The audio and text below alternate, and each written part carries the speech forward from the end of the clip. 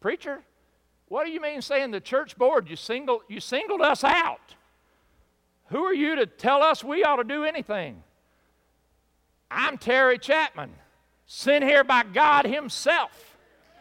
He's my boss, and I'm telling you what he says. Get out to that wall. That was pretty fun. Of course, I could be fired, but that's all right. It was fun for a minute. Oh, but we don't want to stay there, do we? Because there ain't but 8 board members, 9. That ain't enough. Church staff. Where's Brother Ken? The other ones are upstairs with the kids. If you're on the staff of this church, Nehemiah, as soon as he got to town, he went out one night and walked all the way around that city. Actually rode a donkey part of the time. And he began to have a plan. God laid this plan on my heart that we got to get more people saved. You see, I'm going to tell you what I believe. Jesus is coming back. The earth shall soon dissolve as snow. The sun refused to shine, forbear, but it's still going to be up there, but the cloud of the smoke from the earth burning, we won't see it. Friends, do you realize that when Jesus comes back, it's over? It's over. And the people that we say, I sure wish you'd come to church, you will wish you had begged them, and they will wish you had begged them to get saved. I think that's why God's laid this on my heart, that we got to get people saved. So if you're on the staff or if you're on the board, that gives us about 12, 13 people. If you're a Sunday school teacher, if you're a Sunday school teacher in this church, you're a leader. You need to be on Sunday morning telling your class, who do you know that's unsaved? Who do you care about that's unsaved? You need to get them to this church. If you're an usher, you're a leader in this church because people look up to you. I can't think of any more right this minute. It doesn't matter. All the way down the line. If you're an 8-year-old child and you attend this church and you have a classmate at school, you could say, why don't you ask your mom and dad if you can come to our church Wednesday night? And if they come and say, that was really fun, I wish you'd invited me the first Wednesday night, I'd have been here all month. So you can come back next Wednesday. We do this all the time. A child shall lead them. We'll use kids to get moms and dads in church, and we'll get them saved. And if they don't want to get saved, we'll get their kids saved, and their kids can go to heaven, even if they're too, try not to say dumb in a sermon. Even if they don't see the need for themselves, we ought to at least try to save their children. Man, everybody's got to do something. But it boils down to this. Can God trust this church?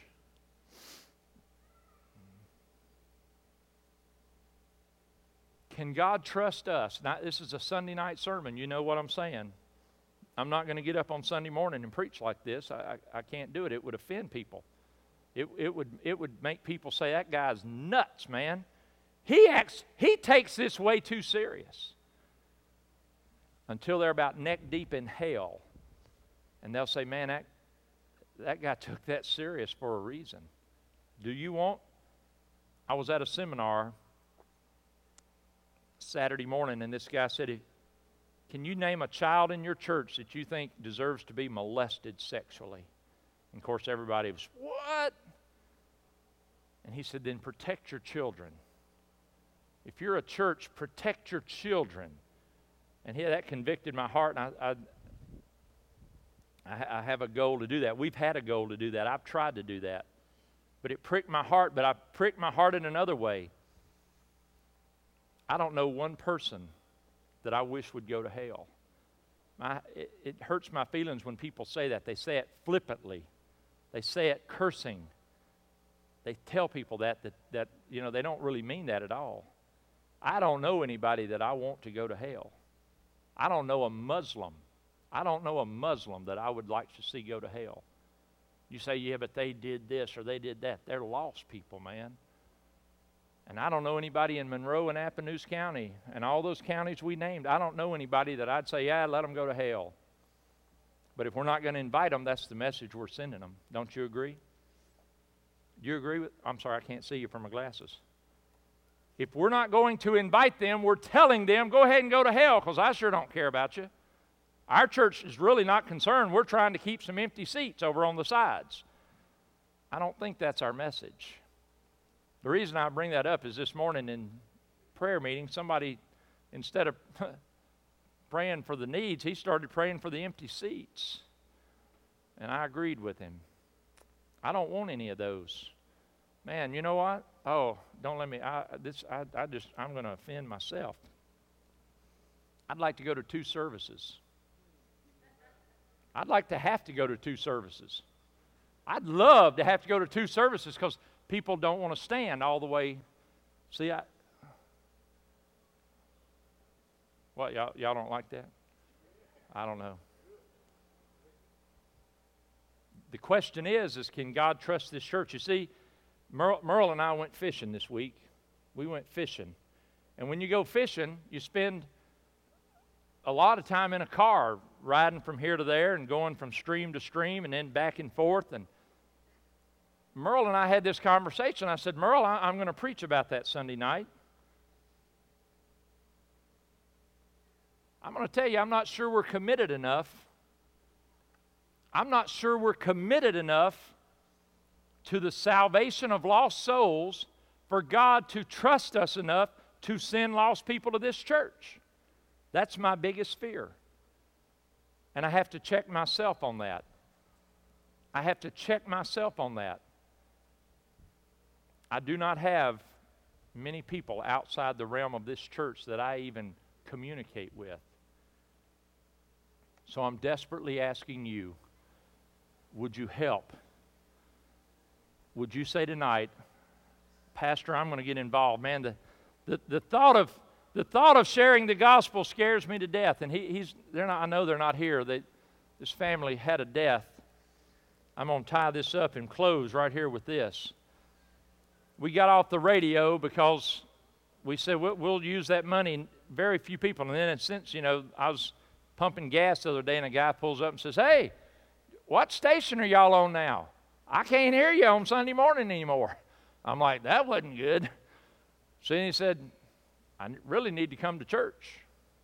That was really good. So before next Sunday, I'm going to make a little visit because that was one. He came to me and he said, I really need the fellowship of the church. He didn't say anything else. He didn't say, so I guess I'll come, but I don't really care enough to come, so I've got to follow up on that. But we got on YouTube, and I know if you don't have a computer, you're going, that don't mean nothing to me. But on the computer, anywhere in the world, you can type in YouTube, and it'll come up, and they show little videos, and you can type in Church of the Nazarene, and up pops sermons, Rod Woodward's testimony. Hundreds and hundreds of people around the world have heard Rod give his testimony. Isn't that amazing? That's crazy to me. Thousands have watched sermon snippets from this church on the computer. One of them was a lady in the hospital who just died in Iowa City. And Larry would get up and he would read his Sunday school lesson, and they would turn on the TV, on the computer, they would type in YouTube and get a sermon up, and there it is. That's it right there. If you can type in YouTube, you can get that right there, Moravia Church of the Nazarene, and there's those sermons. It's on the internet all over the world. And in the University of Iowa, in these rooms where the people are isolated and they can't just go in and out, they have a computer in every single room. And so Larry would read his Sunday school lesson, turn on his computer, and they would type in a sermon, and they would sit, and he and Carol would watch a sermon on the internet. You couldn't pick up the Albia station in Iowa City. And she began to cry one day and said, Larry,